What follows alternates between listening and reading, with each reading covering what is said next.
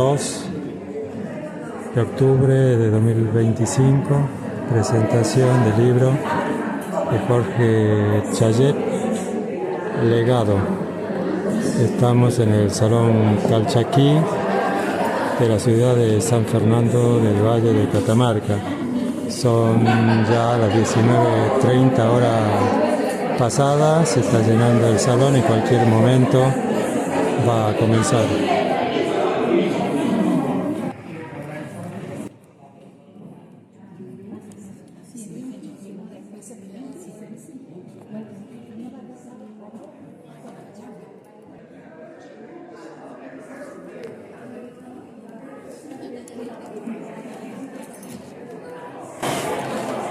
Muy buenas tardes, bienvenidos. Estamos en otro encuentro de la Sociedad Argentina de Escritores de Catamarca.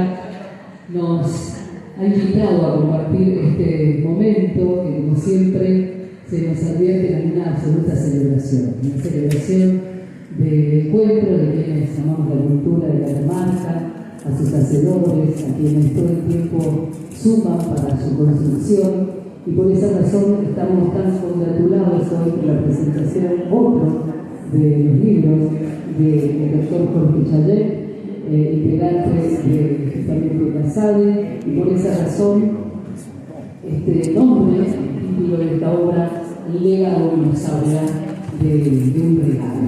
Todo regalo significa un regalo que sabemos surge de la generosidad, la amabilidad y la presencia absolutamente de autoridad que tiene el doctor Chayet en nuestra comunidad. Y por eso este mes de octubre, que como ustedes bien saben, a veces se suelen en las comunidades dedicar a pensar en la familia, es buena hora que eso suceda, porque de las familias es de donde las comunidades tienen su fortaleza, y de allí también que advirtamos la absoluta necesidad de seguir haciendo todo lo posible para que las familias sigan afianzando su rol y función en las sociedades que vivimos.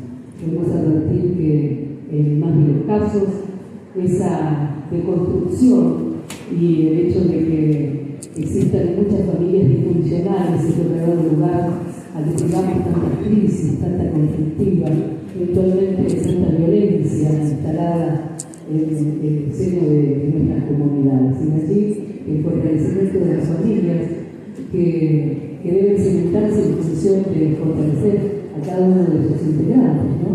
Y por sobre todas las cosas, pensando en las nuevas modalidades que tienen nuestras familias hoy en el mundo, pero siempre con esa mirada esperanzada de que cada individuo debe lograr su máximo como ser humano.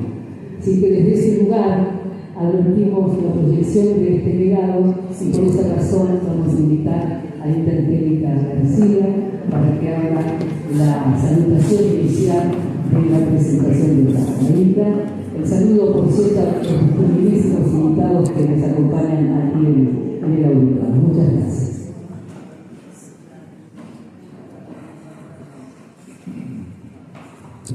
Buenas tardes, sean todos bienvenidos.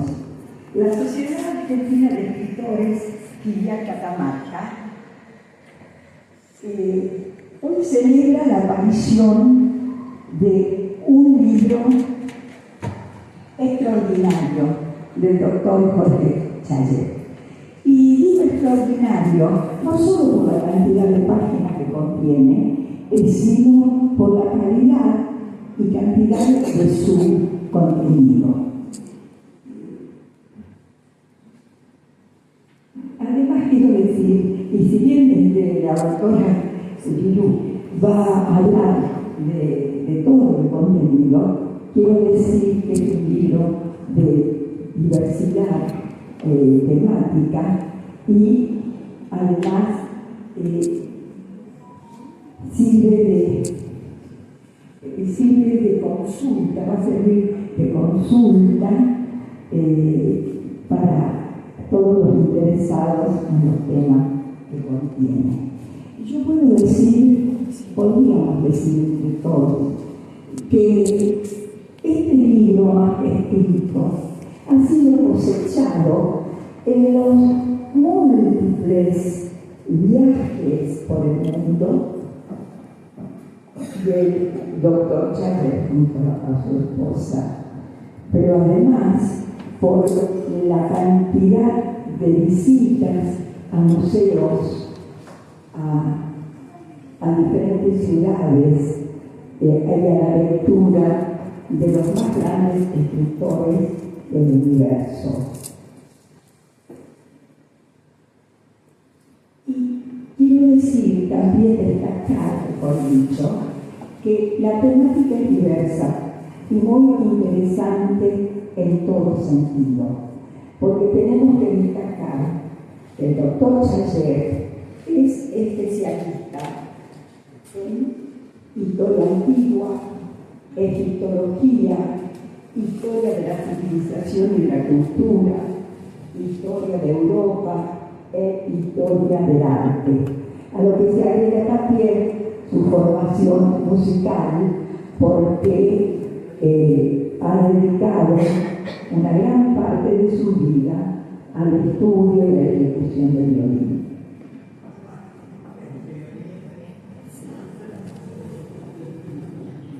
Entonces, podemos decir que en los estantes de sus bibliotecas se encuentran los trabajos que Chayet ha producido, sus conferencias y discursos, como sus ensayos y estudios históricos, por ejemplo, que están contenidos también en el legado de este libro. ¿Y por qué destaco esto? Porque nosotros hemos asistido a dos conferencias magistrales. Por una parte, a el tema de Borges y las 1001 noches, y más recientemente al Mango de Lepanto. Esos trabajos también están en este libro. Bueno, la obra total de Chayet se podría clasificar en tres grandes apartados: ciencia, historia y literatura. Claro que, como digo, luego va a ser el libro que se encargue de ese análisis. Son trabajos científicos, interpretación médica de la historia, lo que supone estrecha alianza, honesta y rigurosa entre la base científica y la ficción expresiva. Un ejemplo es cuando la gente, por ejemplo, nos habló del corazón, y ese fue un análisis no solo científico, médico, sino también un análisis poético. Bueno, y podríamos seguir hablando, pero no es mi oficio en este momento es saludarlos, darles las gracias por acompañarnos, para dar sentido a un acto tan especial como este. Entonces, en nombre de la SADE, agradezco a la Secretaría de Cultura de la Municipalidad y a la Universidad Nacional de Catamarca que están auspiciando este acto. Y fundamentalmente a los empleados de este predio, porque con su trabajo hace posible este encuentro.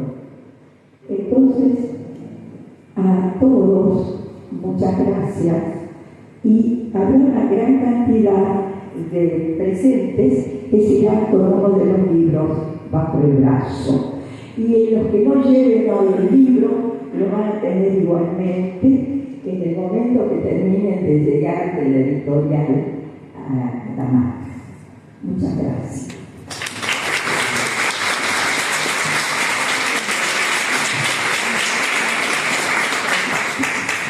Las palabras de Nito entonces en esta bienvenida a esta sesión de la Sociedad Argentina de Escritores de Catamarca, con la presentación de este libro obligado, que tendrá un especial análisis de la doctora Judith de Los Ángeles Moreno, a quien dejamos en contacto con toda la audiencia. Bueno.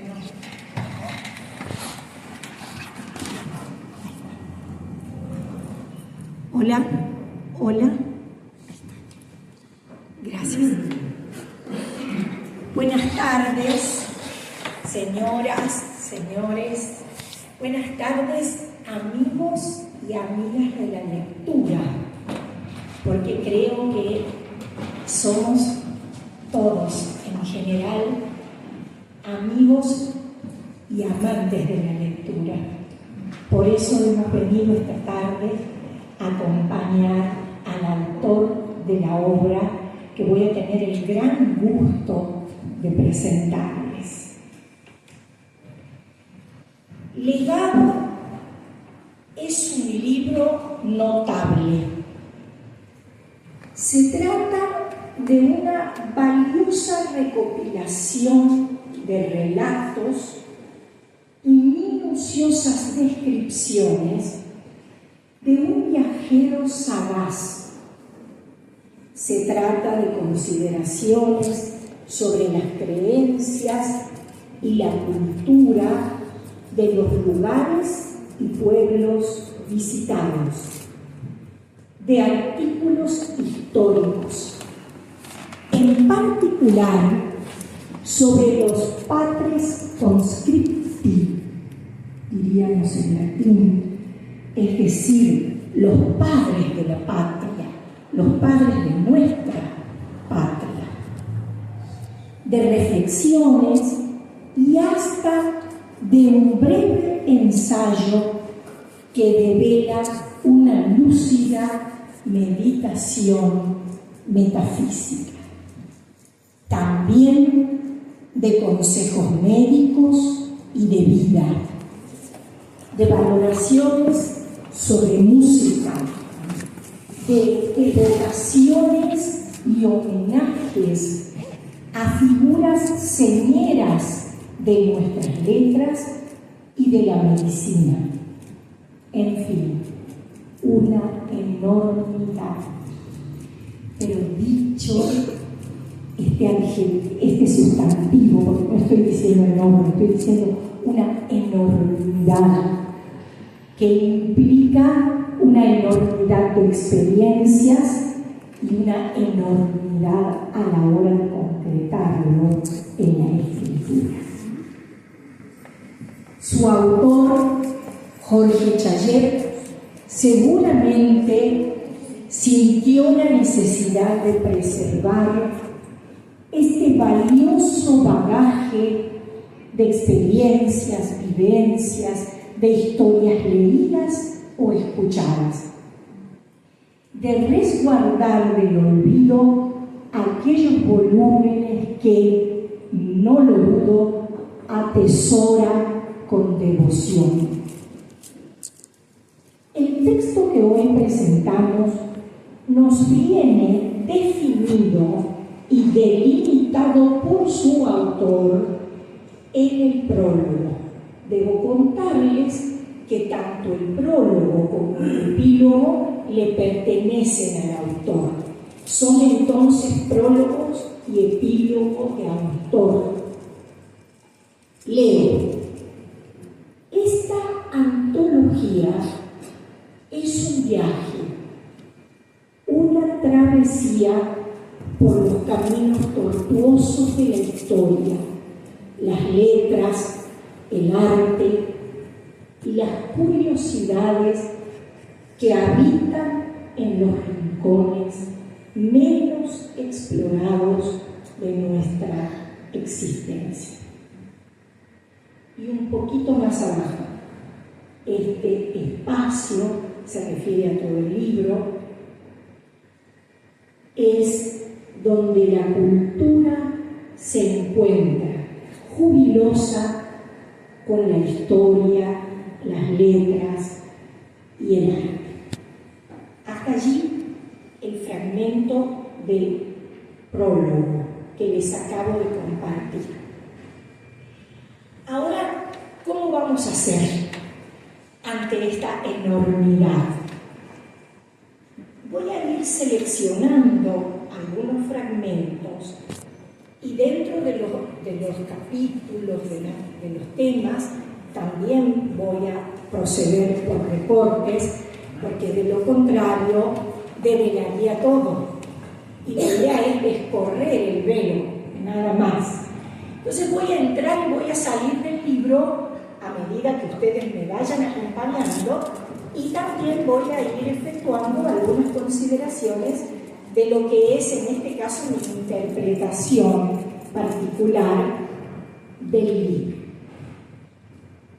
Entonces, vamos juntos. El primero de esos fragmentos que les voy a leer pertenece al artículo titulado Granada y la Alhambra. Entre paréntesis les comento que también son los que a mí más me han emocionado, desde luego.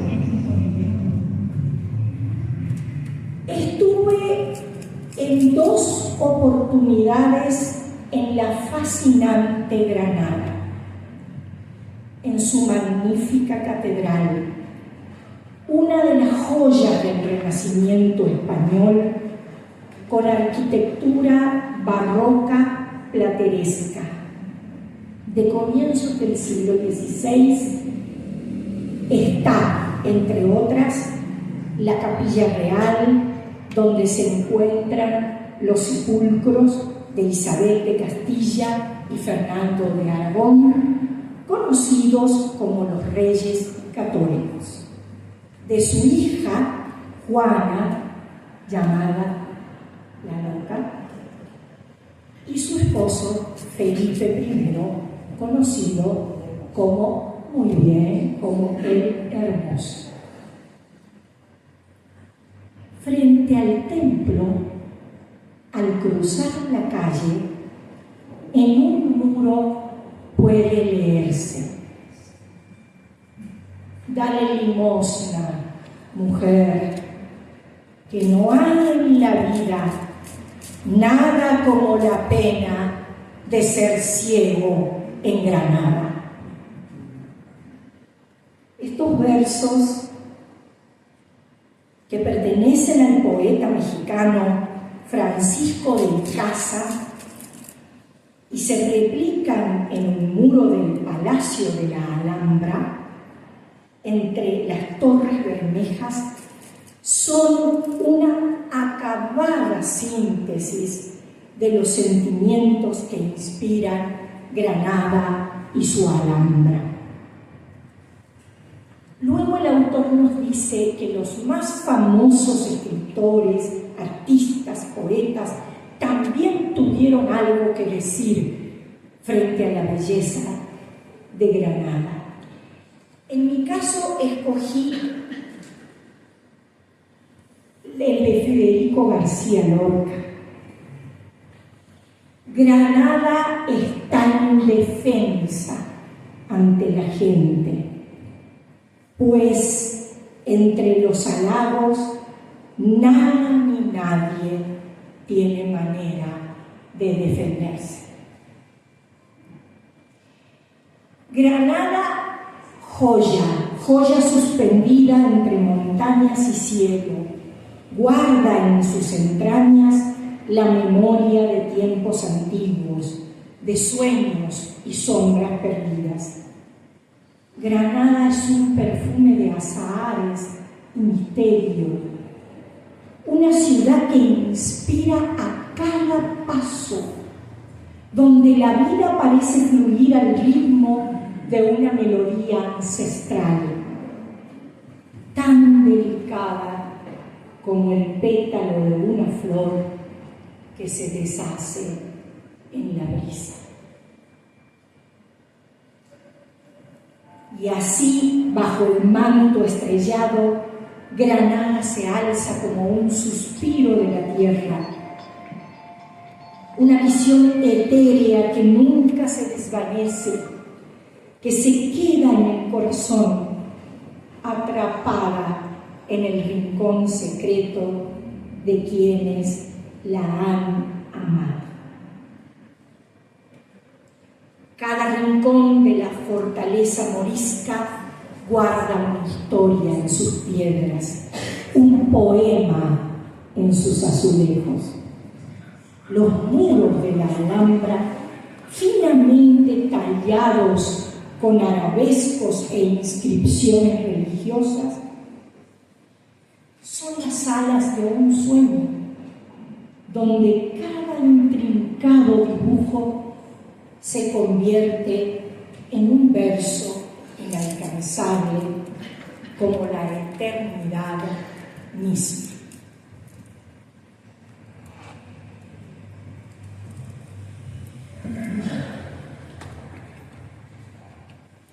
Quisiera empezar esta presentación entonces apoyándome en quién sino, en Jorge Luis Borges, y lo miro al doctor Jorge porque sé de su admiración por él. Creo que todos quienes estamos aquí y hemos escuchado la conferencia a la que Hilda acaba de hacer mención, y quienes lo conocen y gozan de su trato y de su amistad, lo saben.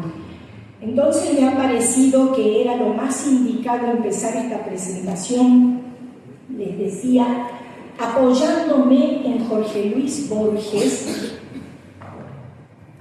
dado que el doctor se declara su perpetuo y confeso admirador. Bien, el discurso pronunciado por Borges, que les he traído y del que solo voy a tomar un breve fragmento, es de julio de 1968, a propósito de la inauguración de la exposición de cuadros de Just Solar. Borges en ese momento dio el discurso de apertura de la muestra.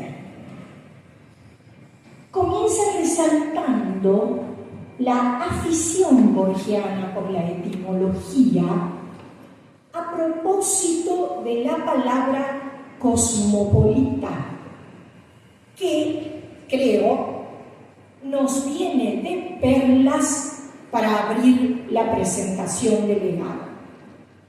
Cito a Borges: la palabra cosmopolita fue una invención de los estoicos y quiero explicarla.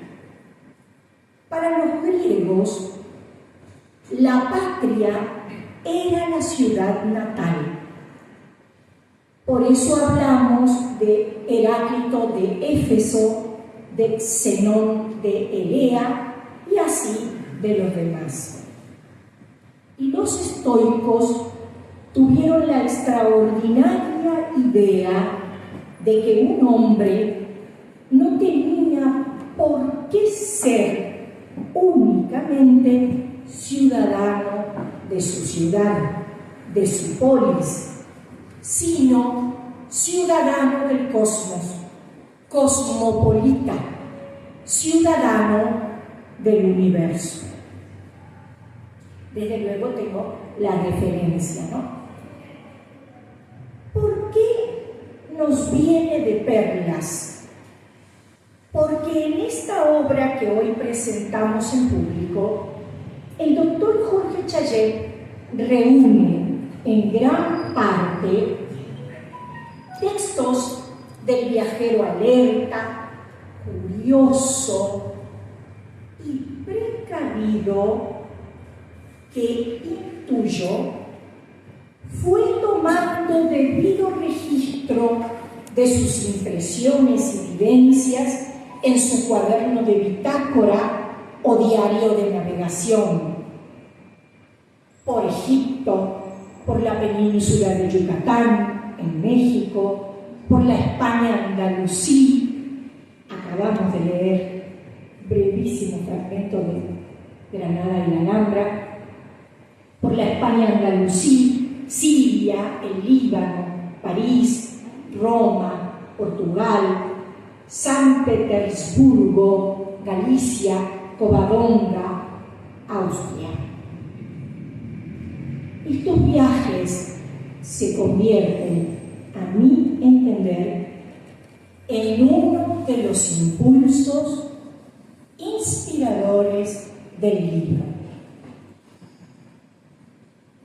Por otra parte, como les decía, también me ha interesado, como estudiosa del lenguaje, rastrear o relevar lo que llamamos en lingüística el plano de la expresión o el plano estético, es decir, el estilo en el que está escrito el libro. Ustedes saben que la relación entre forma y contenido, entre expresión y contenido, es una suerte de binomio que nos atraviesa como lectores siempre que nos damos a la aventura de leer. Estamos pendientes de lo que se dice, pero también de cómo se dice, ¿no? Un poco se trata de eso. Por otra parte, la emotividad, la valoración y ante todo la expresividad no son propias, no son intrínsecas, podríamos decir, no son inherentes, también podríamos decir, a la palabra en sí misma como una unidad de la lengua.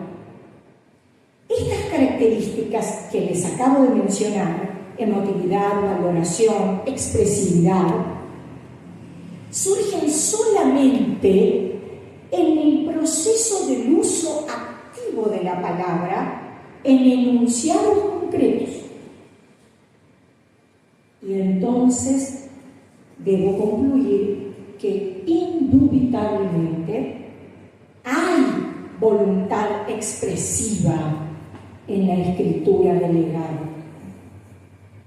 Se advierte una prosa con imágenes poéticas muy bien logradas, inmejorables. No ha sido fácil la selección, aun cuando ya habrán escuchado con el primer texto. Voy a empezar con la siguiente cita. Cada rincón del Generalife es un verso delicado, una metáfora en la que el agua, al deslizarse por los canales, se convierte en poesía líquida. Con sus infinitos senderos que musitan secretos al viento, es un refugio donde los suspiros de los poetas se mezclan con el murmullo de las fuentes.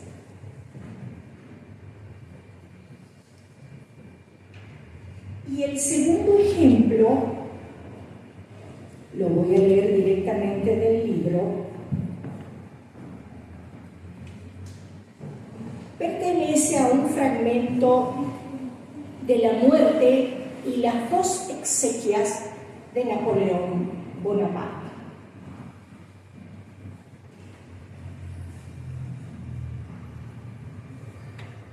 El templo del Hospital de los Inválidos, del más puro estilo clásico, que fue construido durante el reinado de Luis XIV, el Rey Sol, tiene una majestuosa cúpula o domo recubierta exteriormente por más de 12 kilogramos de láminas de oro, cuyo brillo puede verse desde todo París.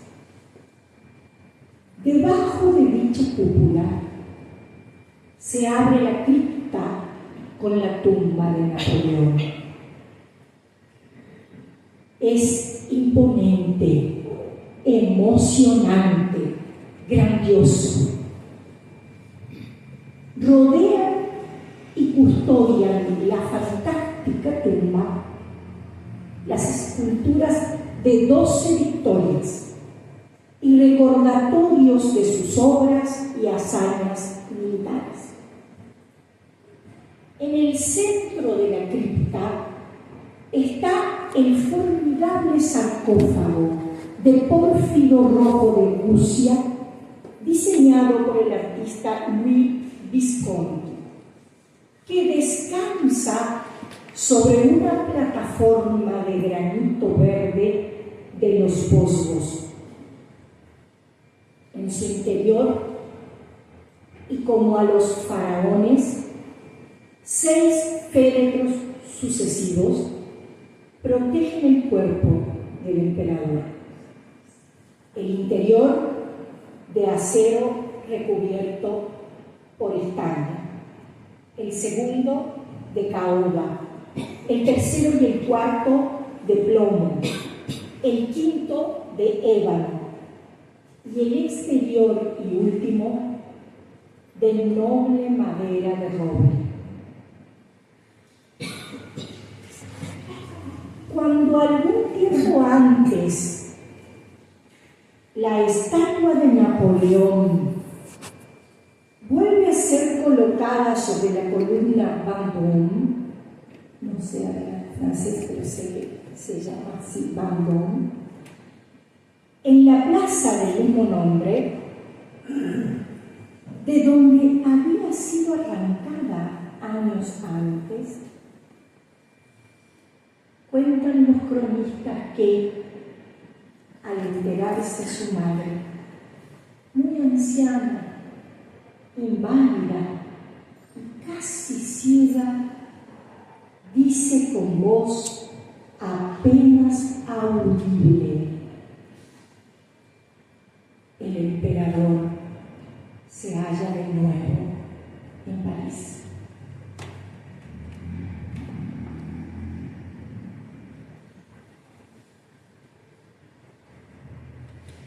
Hay una voluntad manifiesta de expresar la emotividad y la subjetividad. Habrán escuchado ustedes esos 3 adjetivos. Vuelvo, solo para releérselos. Es imponente, emocionante, punto. Grandioso, punto. Hasta rompe o quiebra la convención ortográfica de la puntuación, porque ese grandioso está separado por puntos y uno no puede no detenerse, no hacer una pausa más larga ahí. Bueno, se advierte entonces que hay una voluntad manifiesta de expresar la emotividad, la subjetividad de quien observa, admira y luego representa lo vivencial en la escritura. El escritor va captando el indeleble encanto adherido a cada sitio. Fragmentos como los que acabo de compartirles abren nuestra sensibilidad a múltiples dimensiones, que por otra parte son esas, las múltiples dimensiones de todo hecho estético. Se advierte un discurrir gozoso, feliz de la escritura. El lenguaje se llena de matices, de inflexiones, propios de un viajero perspicaz y al mismo tiempo de un lector apasionado. Me aventuraría a decir que el viaje, las itinerancias reales, efectivamente concretadas, o aquellas travesías a través de tantas y tantas páginas leídas, constituyen la verdadera clave de este libro. Al recorrer las páginas del legado,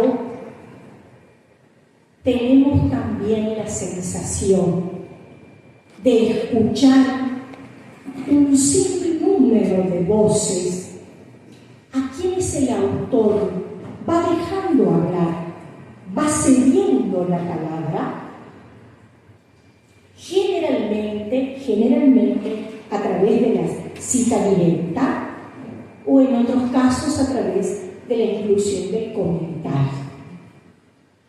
Así, por ejemplo, resuenan las voces de Heródoto, Cervantes, Fray Mamerto Esquiú, Jorge Luis Borges, Ernesto Sábato, Federico García Lorca, Alexis Carrel, Humberto Eco, María Emilia Azar, Luis Franco, Juan Bautista Salazar, Almafuerte, Alejandro Dumas, Shakespeare, Henry Matisse, Neruda y tantos otros. Desde luego, la enumeración no es exhaustiva, ni siquiera.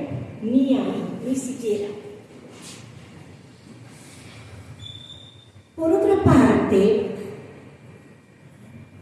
hay otro tipo de subjetividad que se filtra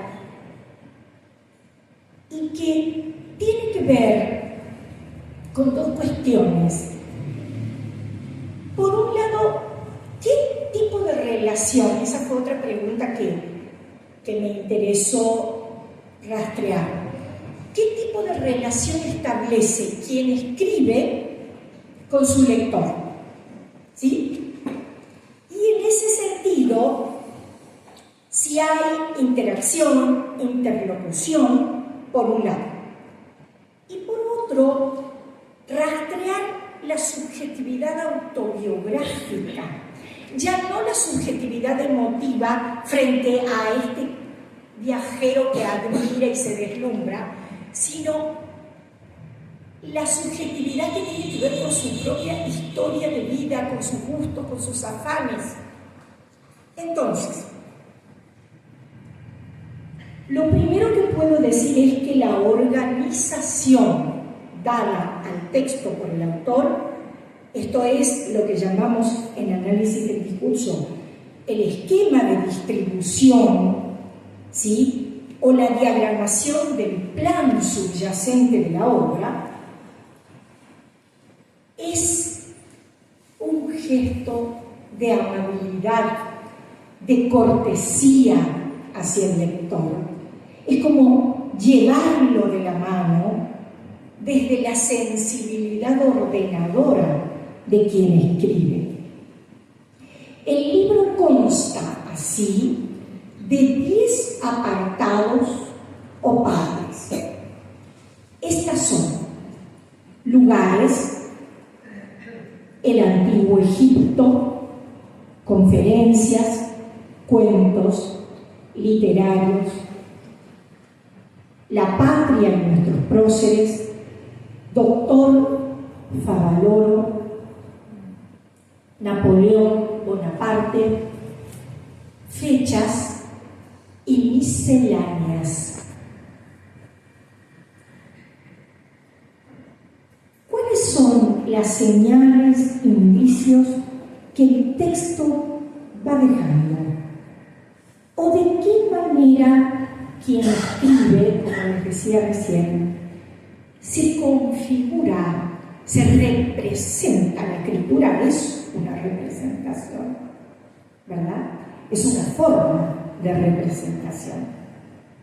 Se representa a través de la escritura. ¿Cómo va mostrándonos su itinerario interior por su esencia de navegante y por sus preferencias literarias?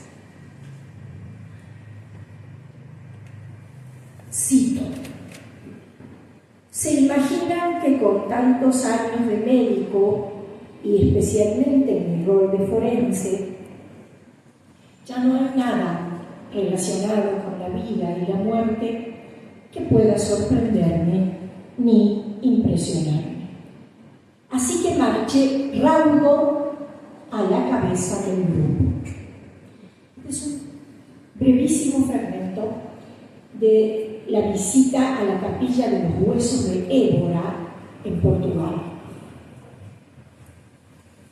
El mundo de la medicina entra en el texto en comentarios hechos al pasar, como ese que acabo de leerles, o en diferentes y muy precisas referencias en el escrito dedicado a Averroes, o en el texto destinado a Manuel Belgrano, a quien nuestro autor considera, cito, el prócer más puro de nuestra patria, modelo de virtud cívica.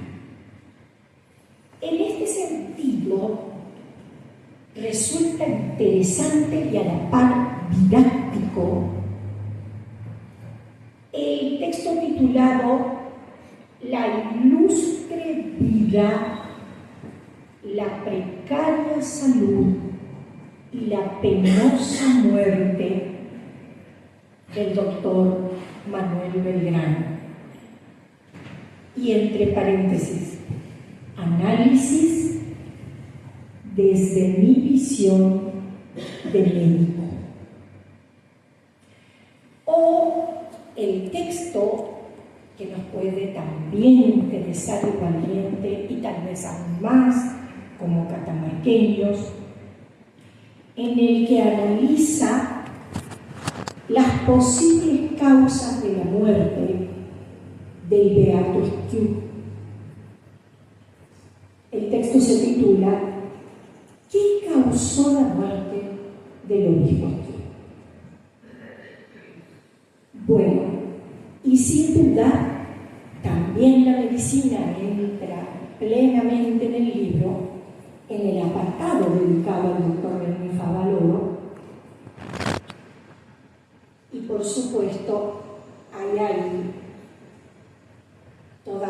todo un homenaje y en algunos fragmentos hasta tono de elegía.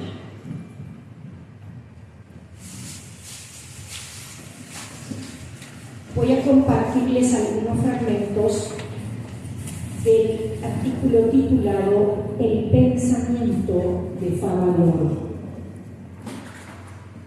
Escribo estas líneas como humilde homenaje a un grande de la vida de la humanidad toda, al maestro y al amigo, a quien la frágil memoria de mis compatriotas pareciera haber prontamente olvidado.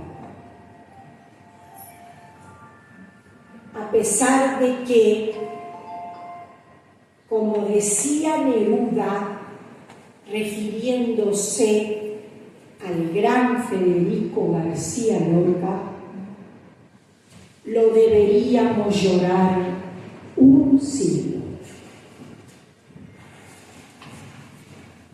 ¿Y qué mejor laudatorio que recordar la esencia y médula de su pensamiento?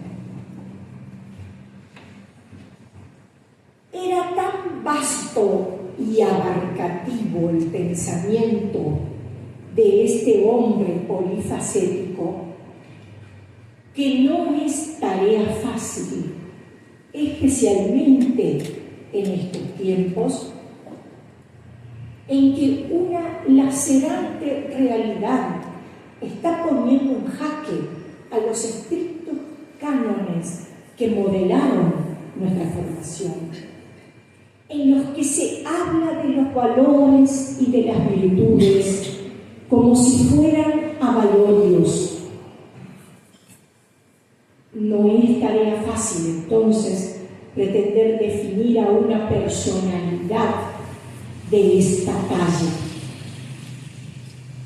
pues la perfecta armonía entre el científico y el hombre, entre el cardiocirujano brillante y el maestro, entre el humanista y el filósofo,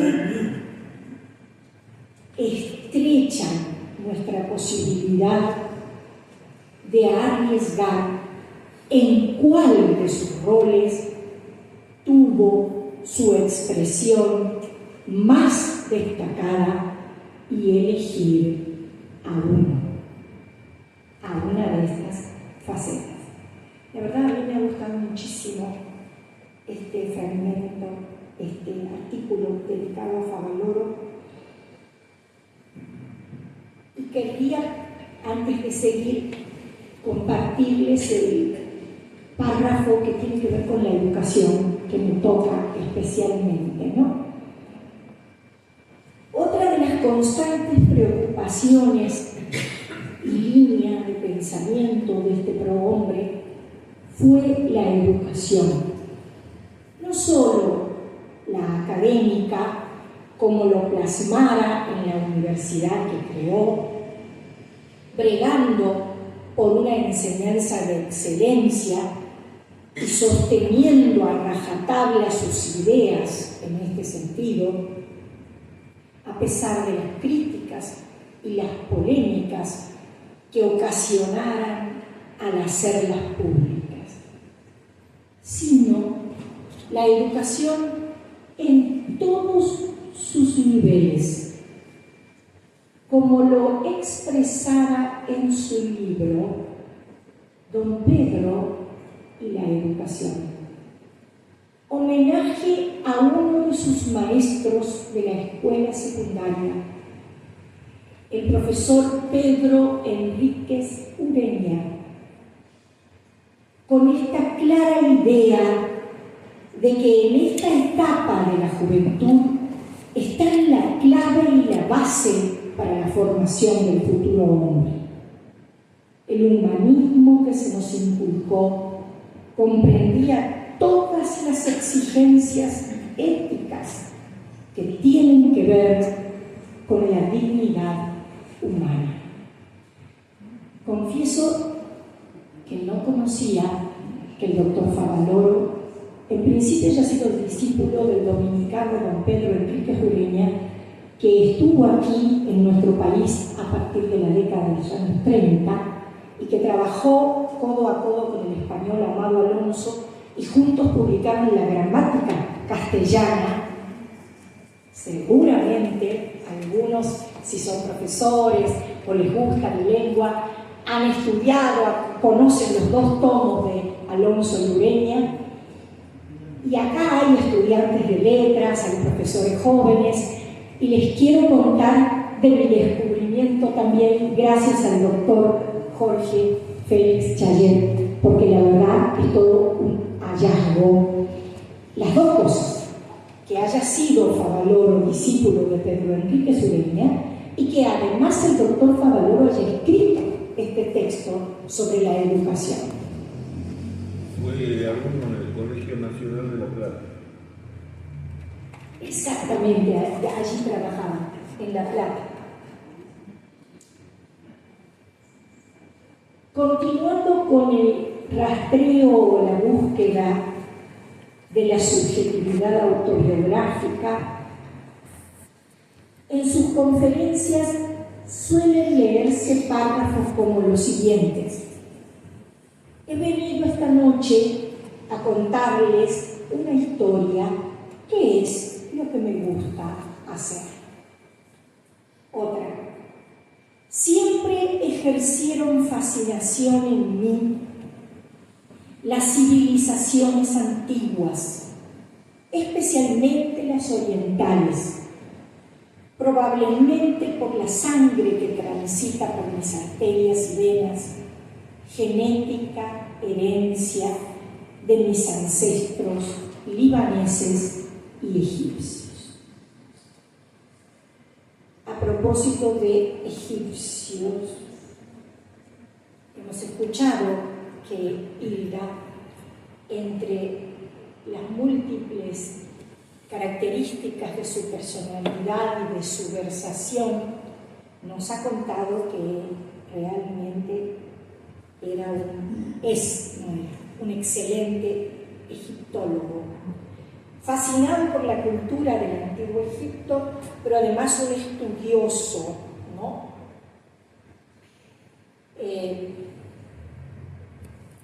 Bueno, yo había señalado este fragmento.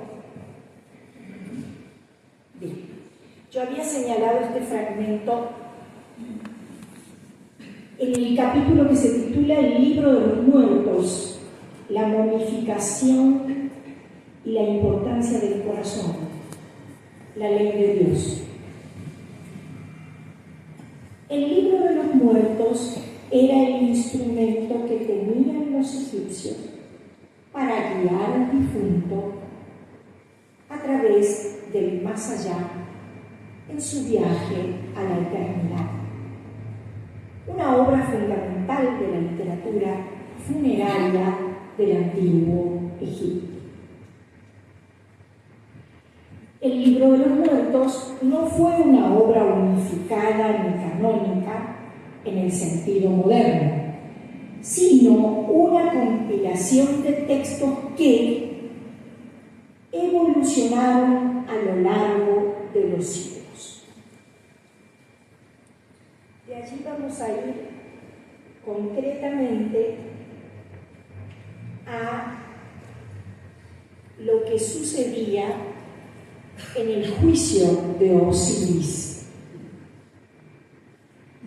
El propósito principal del libro de los muertos era asegurar la correcta navegación del difunto por el inframundo, enfrentándose a los peligros que allí se encontraban. Los conjuros eran instrumentos mágicos que ayudaban al difunto a evitar los monstruos y obstáculos del camino y a presentar su caso ante los dioses en el juicio final, tribunal presidido por Osiris. En este juicio, el corazón del difunto era pesado contra la pluma de Mat, la diosa de la verdad y la justicia, y se escuchaban los alegatos del enjuiciado relativos al cumplimiento de las normas que el libro establecía. Si el peso del corazón era equilibrado con la pluma, el difunto era considerado justo y podía acceder a la vida eterna. Si no, su alma era devorada por el monstruo An-Mit. Me adelanto. Hace un tiempo pude conseguir un ejemplar del libro de los muertos traducido al español. España tiene una larga tradición en el conocimiento y la investigación del antiguo Egipto. Y la egiptología se estudia como ciencia en las universidades. Actualmente sigue habiendo misiones arqueológicas españolas trabajando en Egipto. El año pasado, aprovechando el tiempo libre que nos dejó la estricta cuarentena y la educación vía web, pude hacer un curso de egiptología online de la Universidad Autónoma de Barcelona. Todo ello me permitió profundizar el conocimiento ya adquirido, indagar en la lectura de la escritura jeroglífica y acrecentar mi admiración por esta asombrosa civilización milenaria, lo que ahora me facilita contarles esto.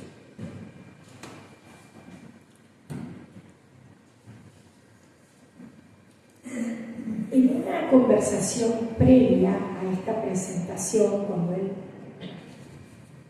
tuvo la amabilidad de regalarme, de obsequiarme el libro, me dijo: en realidad yo escribí solamente de los lugares que me impactaron. Fue su confesión. Y creo que varios lo impactaron. Y hubiese sido realmente un placer escuchar otros fragmentos, pero bueno, tenemos que hacer un recorte para poder acercarnos al cierre. Yo les decía que en este punto de buscar aquellas huellas o fragmentos en los que apareciera lo autobiográfico, es decir, momentos o escenas de la vida personal, escogí una reminiscencia de su niñez, cuando el pequeño Jorge era alumno de 4º o 5º grado, que escuchaba una clase alusiva sobre el Día del Idioma, en recuerdo del fallecimiento del autor del Quijote. Leo. Ya desarrollando la clase, la maestra nos cuenta que al señor le decían el manco de Lepanta. En mi frondosa imaginación infantil escuché del espanto y me imaginé un viejo sin brazo que espantaba. Bueno, había escogido otros fragmentos. Yo no sé cómo vamos con la hora. ¿Qué dice el editor? 2036. Bueno, voy a cerrar. Había escogido 2 fragmentos más, en realidad. En el marco estricto de la discursividad, Legado se inscribe de pleno derecho en lo que desde los estudios de Mijaíl Bakhtin se denomina la comunicación cultural. A medida que el enunciador va abordando los diferentes temas de su interés, estos nunca se originan por primera vez. Bakhtin es un teórico ruso retomado, revisitado, ¿no? Enhorabuena, redescubierto, que sostiene que ningún hombre es un Adán bíblico, una suerte de nomoteta que nombra por primera vez la realidad. La realidad ya está nombrada. Y entonces, ¿qué es lo que hace? Inscribirse en una tradición en la que le resuenan voces de su cultura. Explicado tal vez demasiado breve, pero es un poco esto. Recupero. Los enunciados, no se originan por primera vez, el hablante no es un Adán bíblico y por lo tanto, y ahí viene lo que me parece importante dejarles, y por lo tanto en su discursividad se van entrecruzando enunciados ajenos, puntos de vista, cosmovisiones, teorías, corrientes de pensamiento, en lo que corresponde a la esfera de la comunicación cultural. Legado le permite a su autor dar rienda suelta a su amplísima formación intelectual y cultural, a la par que manifestársenos como un consumado lector. La palabra escrita otorga la posibilidad, o le otorga la posibilidad primero a él y luego a nosotros, los lectores, de ordenar la memoria, de seleccionar, de resignificar los recuerdos y perdurar perdurar de esta manera, porque nada hay más perdurable que la memoria de la letra. La memoria de la letra escrita y además editada, como en este caso. En un fragmento del epílogo dice su autor: las páginas, como jardines secretos, florecerán en quienes se atrevan a cruzar su umbral y en los consejos de vida serenos, firmes, generosos, sabios. Late el pulso de alguien que ha vivido también para contar y ha contado para perdonar. Eso me parece una sola y síntesis. Late el pulso de alguien que ha vivido también para contar y ha contado para perdurar. Eso es un legado. Eso es precisamente lo que quería decir con las palabras de él. Auguramos que el legado alcance una enorme repercusión, que muchos lectores puedan disfrutar de sus páginas y que se generen redes de lectura para reunirse a intercambiar y comentar y a celebrar la palabra. Como señala Irene Vallejo en su manifiesto por la lectura, Caligrafías del Cuidado, que es el subtítulo del opúsculo, Irene Vallejo es una autora zaragozana, una filóloga y además una ensayista increíble. Como señala Irene Vallejo, en tiempos como los que hoy atravesamos, ante el peligro de la desidia por los libros, ante el peligro de una sociedad que en general no sabe cuidar o amparar, qué belleza ese verbo, o amparar a los libros, urge apoyar a quienes como el doctor Jorge Félix Chayet crean, forjan y expanden nuestros sueños, escribiendo, corrigiendo, diseñando, editando, a quienes en suma dan vida a las palabras.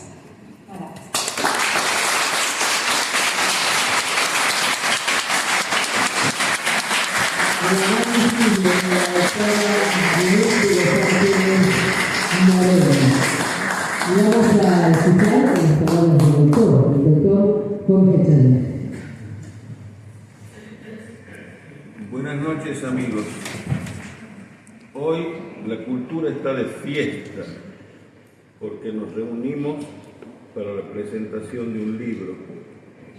Y siempre que se agrega un libro a la infinita biblioteca universal, debe ser una fiesta, corroborando la visión anticipatoria de Borges en su Biblioteca de Babel y también en su antológica frase que quedó inmortalizada en el portal de ingreso de la extraordinaria biblioteca del Trinity College de Dublín, que dice: yo imaginaba el paraíso como una biblioteca.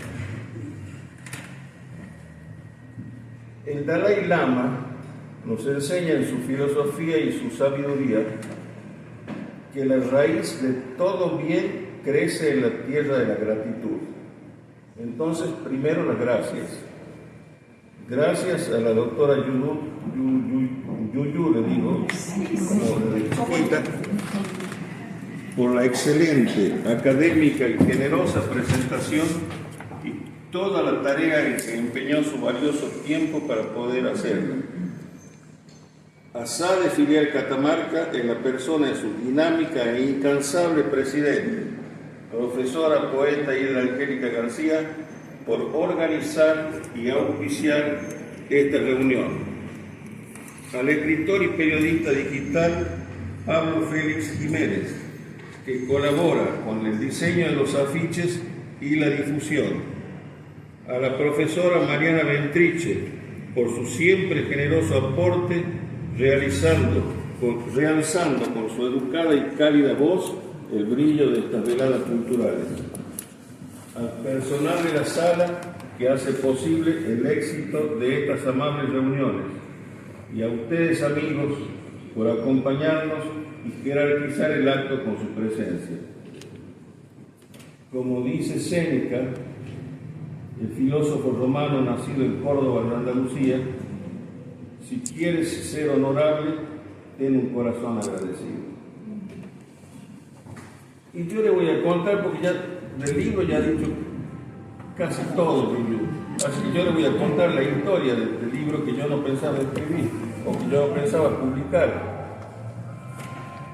El año pasado, después de la conferencia de Borges y las 1001 noches, la Mater Magistra, ya sabe quién es la Mater Magistra, ¿no es cierto? Sí. Bueno, lo estoy mirando. Me dice, Jorge, tendrías que reunir tus conferencias y otros de tus escritos. Hay cosas muy valiosas y publicarlas en un libro, porque de otra forma se van a perder y sería una lástima que se pierdan. Y bueno, me dejó pensando. Fui y se lo comenté al Pater Literae, que ya saben quién es, el amigo Víctor Rus. Y Víctor me animó y me entusiasmó a hacerlo. Y bueno, dije, ¿por qué no? Nos pongamos manos a la obra. Entonces, rápidamente les cuento. Primero, es la selección de los escritos que se van a publicar, que es la parte más difícil, lo que me ha llevado más tiempo, porque seleccionar implica elegir, y elegir implica descartar. Entonces tuve que elegir cosas y dejar muchas otras que me hubiera gustado publicar todo, pero hubiéramos tenido ya mucho más que esto, es imposible. Así que lo primero fue seleccionar.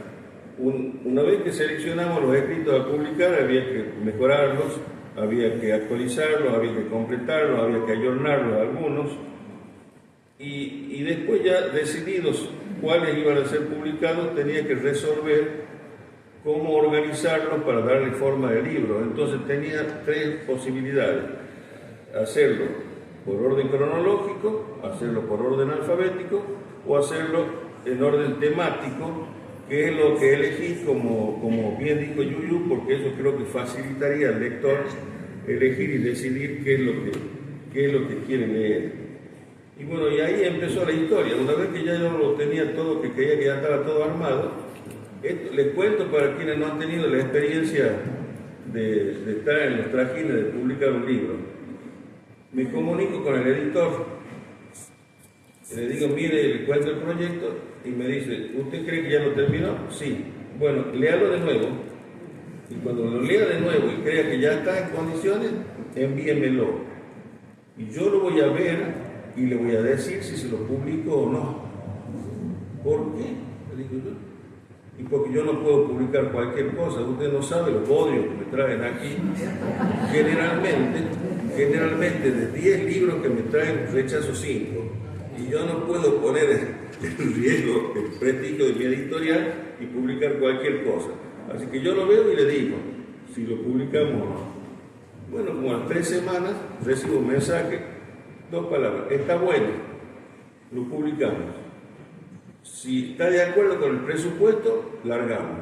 Bueno, el presupuesto era un poco elevado, les explico por qué: por el número de páginas, porque al ser tantas páginas se encarece más la encuadernación y se encarece más la tarea de la corrección. Y yo, en mi ingenuidad, le digo, mi ingenuidad de ser neófito en esto, le digo, y no podemos obviar mandarlo a la correctora, yo no tengo errores de ortografía.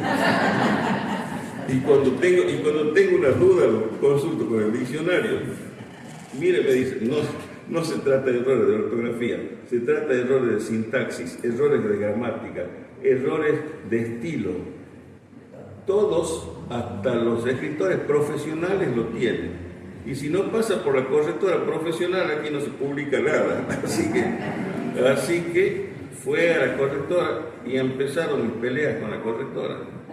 Y Norita, cuando me escuchaba, me decía, pobre correctora, tener que discutir con vos. Bueno, pero porque había cosas, se las acepté de entrada. Sí, hay frases, por ejemplo, estas frases son demasiado largas y a lo mejor se pierde la idea, el sentido. Entonces, acórtela, haga dos de una. Está bien. Usted usa muchos verbos compuestos. Bueno, es nuestra forma de hablar. He ido, he llegado, en vez de fui o llegué. Tiene razón. Es nuestra forma de hablar. Y después, cuando entramos en el tema de los gerundios, usted pone gerundio después del verbo principal. Y eso no es elegante, no queda bien. Entonces yo se lo voy a corregir, lo voy a poner como deberían ir. Entonces me lo corregía y yo dije, pero no me gusta cómo queda porque me cambia el sentido de lo que yo quiero decir. Y las peleas. Bueno, el hecho es que es un aprendizaje extraordinario, ¿no? El trato con la correctora profesional fue un aprendizaje extraordinario para un neófito como yo. El hecho es que lo tuve corregido, vuelto a leer, vuelta a aceptar la corrección, lo tuve que leer 5 veces más. Semejante cosa, cada lectura me llevaba, no sé, como una semana. Y después la prueba de galera, que le mandan una impresión ya, una primera impresión, porque no es lo mismo verlo en la pantalla que verlo impreso. Ahí cambia, o sea, toda una historia que yo les cuento para que vean que no es para quienes publican, es todo un trabajo, no es tan simple ponerse a trabajar y publicar un libro. Y me pareció interesante contarles cómo es esta historia. Yo nunca estudié letras, ni fui a un taller literario como me hubiera gustado, pero viví 53 años dedicado a mi profesión. Entonces nunca tuve tiempo para hacer un taller literario, ¿no? Escribo para plasmar una idea que me surge en el momento. Yo le contaba a Hilda que por ahí me despierto de noche con una idea y me levanto y la escribo.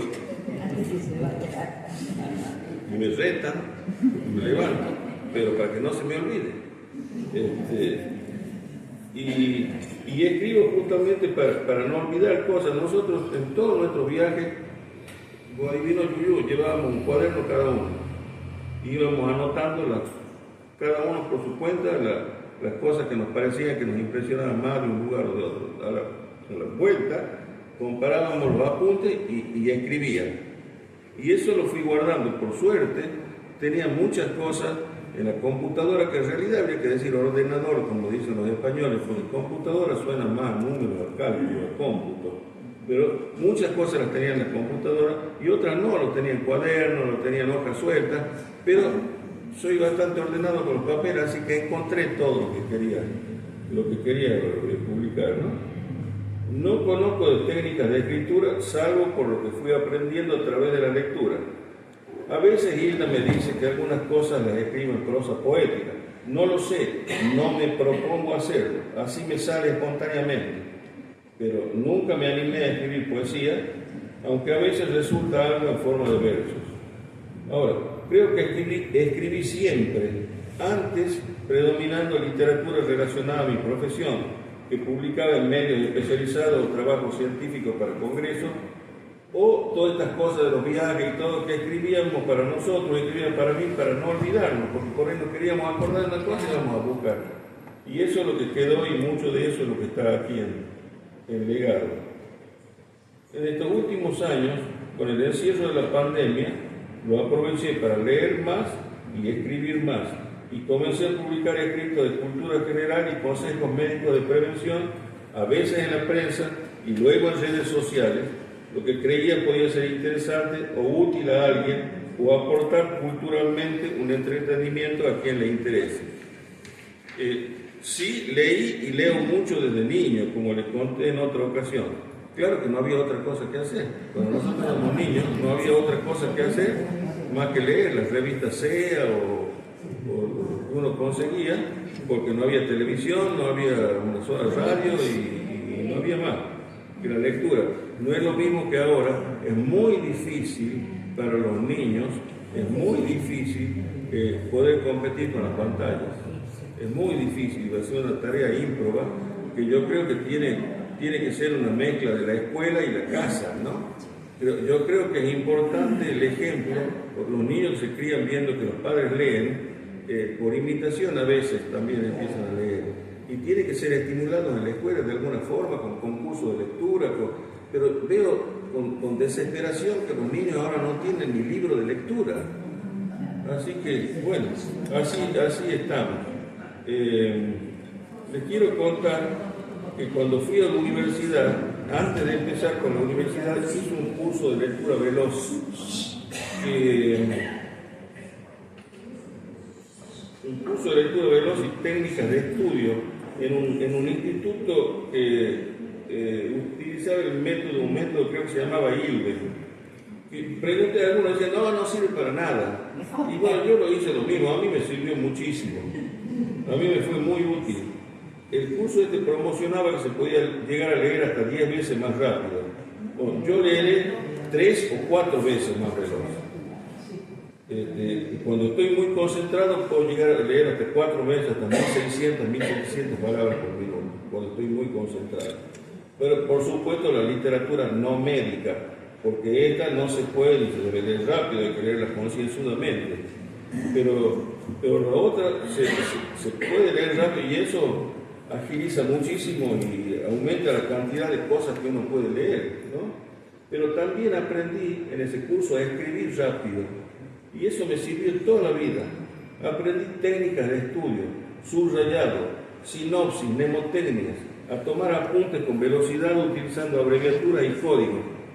Yo digo, ¿por qué no habrá una materia del secundario donde se enseñen esas cosas? Que después van a ser tan útiles para el estudiante que va a la universidad. Yo tuve la suerte de hacerlo por mi cuenta y que me fue bien, a pesar que me habían dicho mucho que no servía, depende de cada uno será. Y durante la época universitaria siempre me di tiempo también para la literatura no médica, pero muchos jóvenes lo hacían en esa época, estaba de moda. Y teníamos un grupo con el que nos reuníamos a comentar lo leído, a intercambiar libros, o hablar de cine, arte, o conciertos de música clásica, a los que asistíamos casi gratis. Con la libreta universitaria nosotros teníamos entrada casi gratis a los conciertos, a las exposiciones, a todo lo que eran actividades culturales. Y a 2 cines donde se proyectaba cine-arte. Uno se llamaba, el Julito Tarquí se debe acordar que está ahí en la sala. Uno se llamaba Sombra y el otro se llamaba El Ángel Azul. Íbamos a ver cine-arte. Y yo cuando estaba escribiendo esto, me acordé y anoté para que tengan nostalgia de las películas que veíamos en esa época. Veíamos Un hombre y una mujer, La felicidad, Vivir por vivir, Hiroshima Mon Amour, Belle de Jour, Viridiana, Persona, El graduado, la filmografía de Bergman, de Fellini, de Buñuel, de Godard, de Bresson.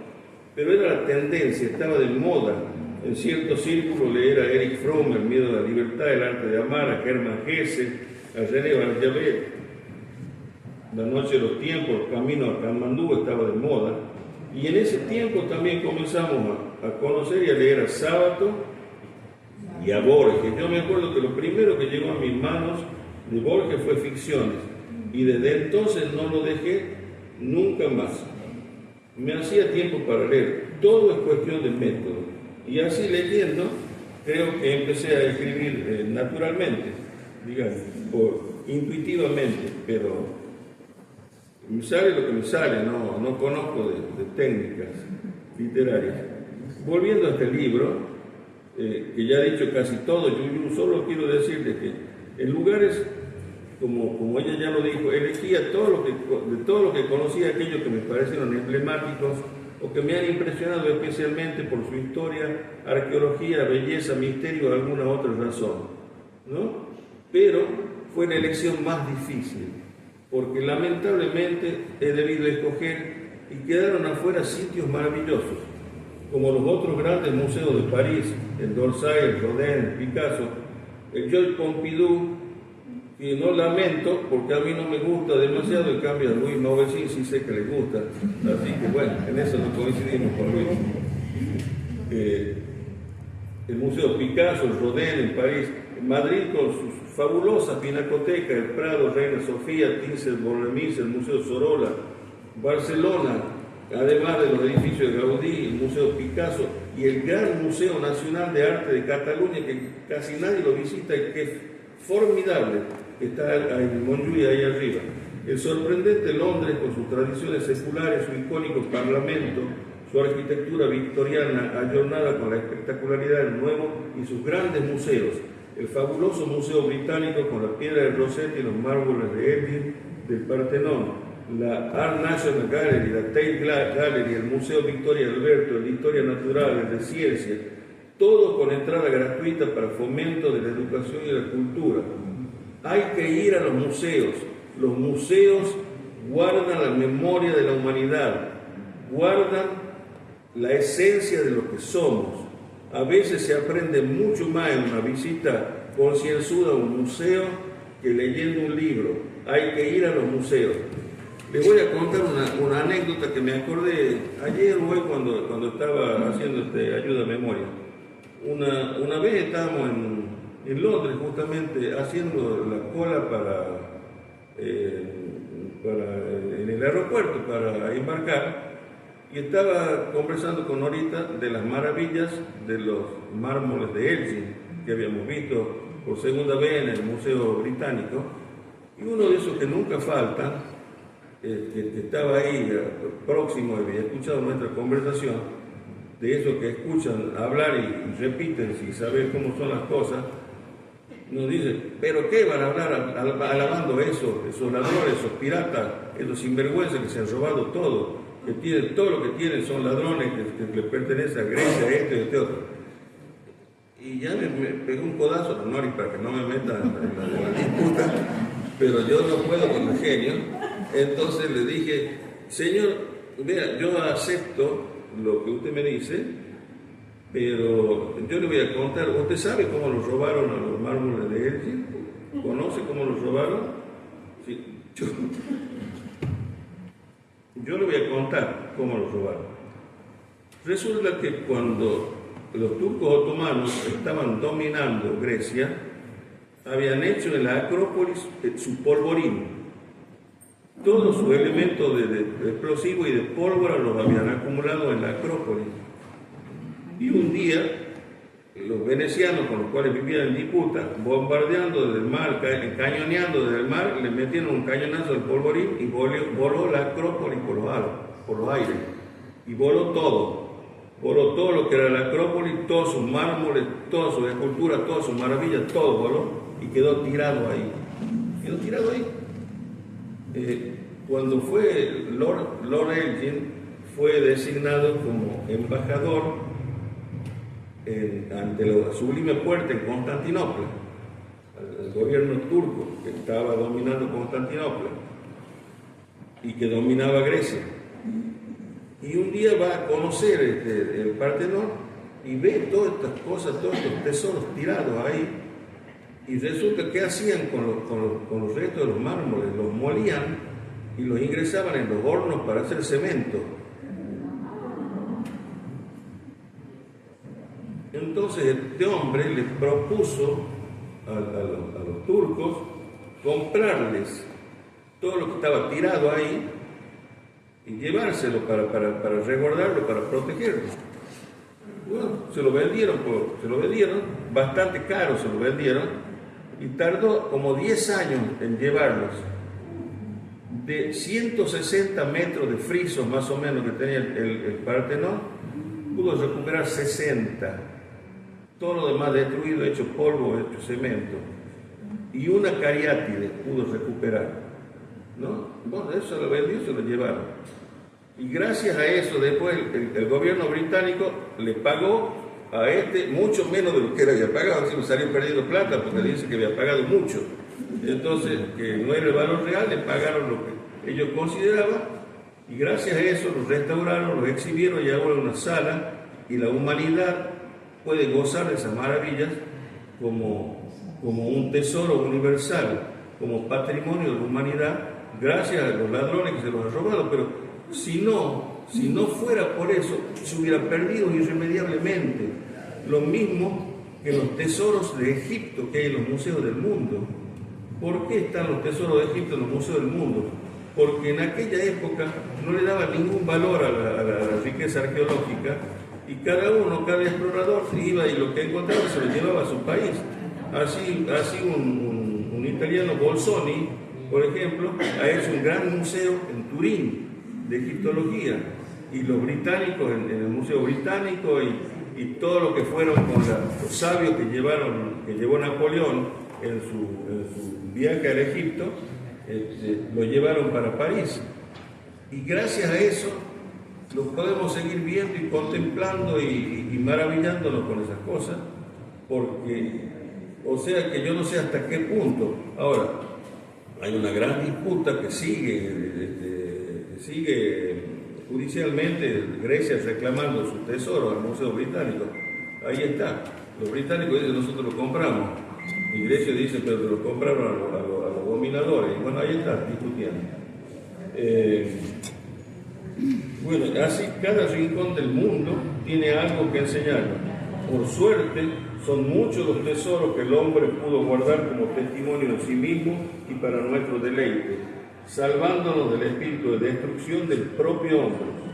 Lamentablemente tuve que elegir, aunque algunos me referiré en otras notas del libro, y quedará para contarlo en otra ocasión, como cuando salvaron en un operativo secreto el Guernica de Picasso, que fue sacado en un camión de verduras de España y estuvo 37 años guardado en el MoMA, el Museo de Arte Moderno en Nueva York, donde le cambiaron solo el bastidor para asegurar el lienzo hasta que volvió a España. En la patria y su prócer, aquello que ya lo dijo Yuyu, que más admiro, en fechas, aquella efeméride de acontecimientos de la historia nacional, universal y religiosa, que creo no deben olvidarse con su significación. En literarios, seleccioné las que creí mejores páginas que escribí sobre autores y libros. El Antiguo Egipto, ya lo digo Yuyu también, me ha fascinado desde la juventud y le dediqué muchas horas de mi vida, a veces sustraídas al descanso para su estudio y conocimiento. Seleccioné los aspectos que creí más interesantes, como las pirámides, los ritos de la muerte, que ya habló Yuyu.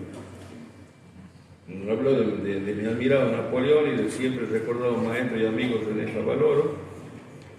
No escribí mucha ficción, elegí para el libro 2 cuentos.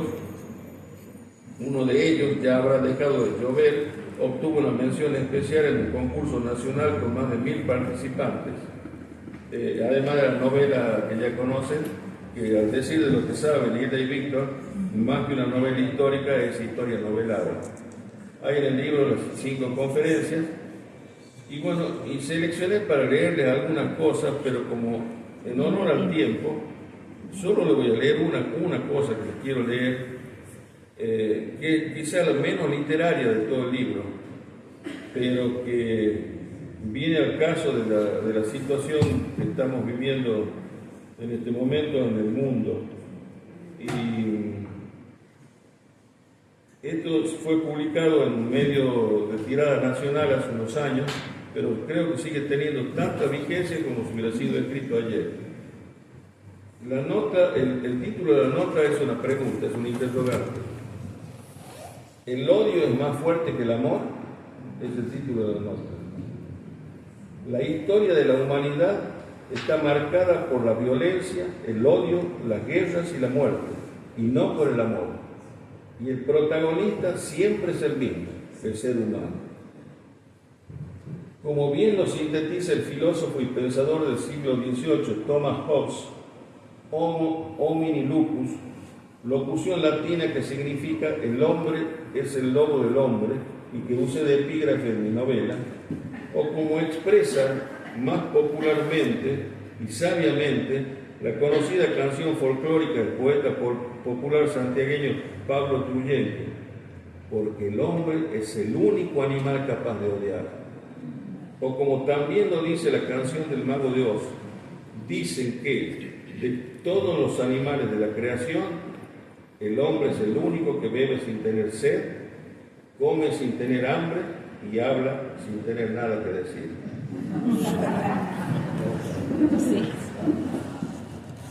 Si nos remitimos a los orígenes de la humanidad, según el simbólico relato de la Biblia, porque en la Biblia todos son símbolos, pero símbolos que obedecen a la realidad, ¿no? Si nos remitimos a los orígenes de la humanidad según el simbólico relato de la Biblia, en su primer libro, Génesis, expulsados Adán y Eva del paraíso por Dios en castigo a su desobediencia, forman una familia y sus primeros hijos son Caín el mayor y Abel el segundo. Siempre según el relato bíblico, Caín y su hermano Abel presentaron sus ofrendas a Dios. Al verlas, Dios prefirió la ofrenda de Abel a la de Caín, quien enloqueció de celos y mató a su hermano. Así que la historia de la humanidad comienza con un fratricidio, no con un acto de amor fraterno. Y esto un poco se corresponde en aquellos pretéritos tiempos, llegaron a convivir en la tierra el Homo sapiens con los otros homínidos, y resulta que hubo una guerra tremenda, terrible, y el Homo sapiens lo liquidó a los otros. Por eso desaparecieron y solamente quedó el Homo sapiens.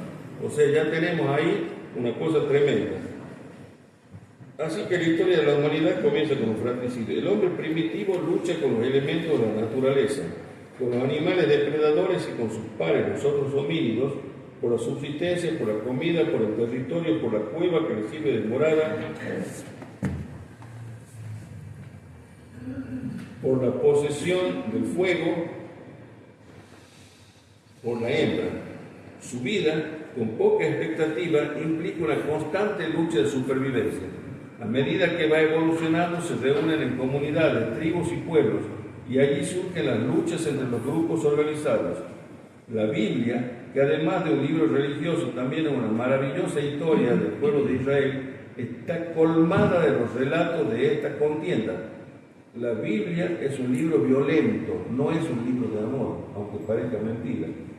Como vemos, la historia de la humanidad es una historia de violencia, odios, luchas y muerte desde sus orígenes. La agresividad es un instinto de los humanos, según Sigmund Freud. Los animales no tienen agresividad. ¿Es responsable nuestro instinto biológico de tanta violencia como vemos a diario?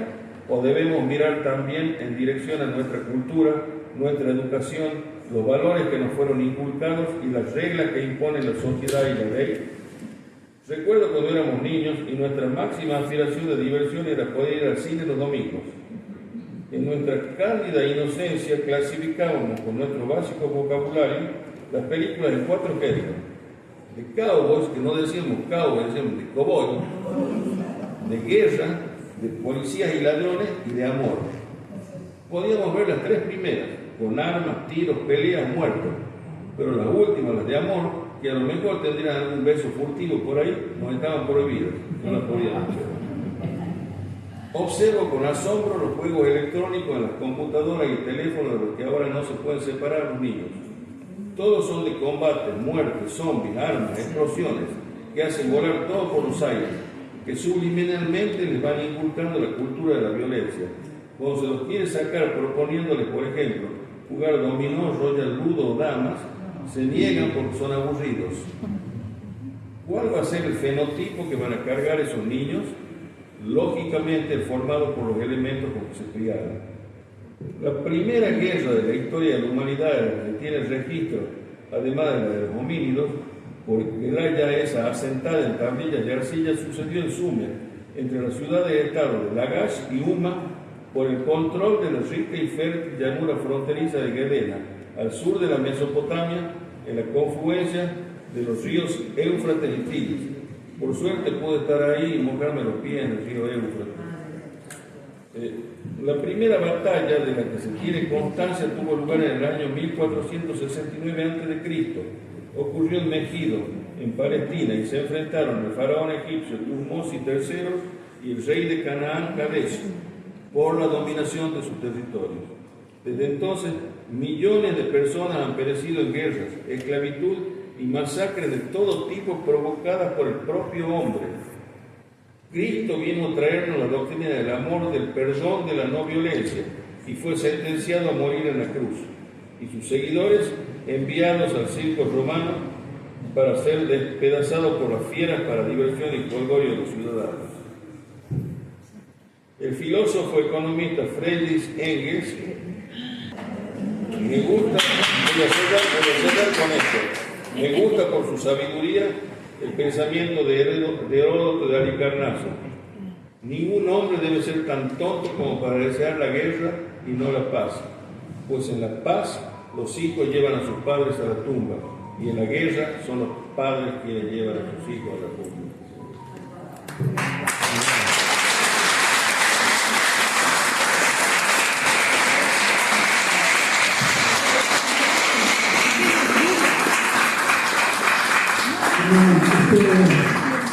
Este aplauso colmado de gratitud también al doctor Jorge Challet por este libro legado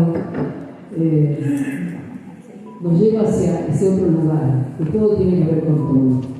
Hoy, 2 de octubre, es el Día del Escribano en la Argentina. Sabemos que son profesionales del derecho, dedicados a dar confianza a las comunidades, con su firma, con su profesión, en hechos, acontecimientos y documentos. Y por otro lado, hoy, también 2 de octubre, es el Día de la No Violencia a nivel internacional, con el nacimiento de Mahatma Gandhi, quien ha sido un propulsor del independentismo por un lado, pero por otro de las comunidades no violentas, o de esa fuerza de la no violencia en el mundo. Así es que todas las palabras nos llevan a este libro legado del doctor Jorge Challet, y por eso decimos también que este regalo que nos deja van a tener 30 destinatarios iniciales, porque ese ha sido su deseo. Así que vamos a invitarlo. Déjenme, perdón, quiero decir 2 cosas. Sí, por favor. Me acordé, primero que hoy es el Día del Escribano. Sí, Así sí, que cordial saludo para los escribanos presentes en la sala, incluida mi hija Constanza.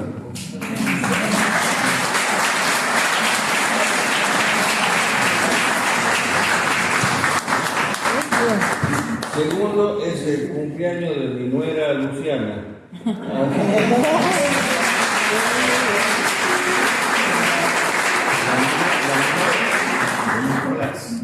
Y tercero, les quiero contar que son 30 libros porque son los que han mandado hasta ahora la editorial, no hemos podido traer más. Así que vamos a entregar estos 30. Los que queden sin libros se pueden anotar, firmarme un papelito, dejar la dirección y cuando vayan llegando los otros que me han prometido para fines de noviembre, primeros días de diciembre, les iremos entregando lo que falta.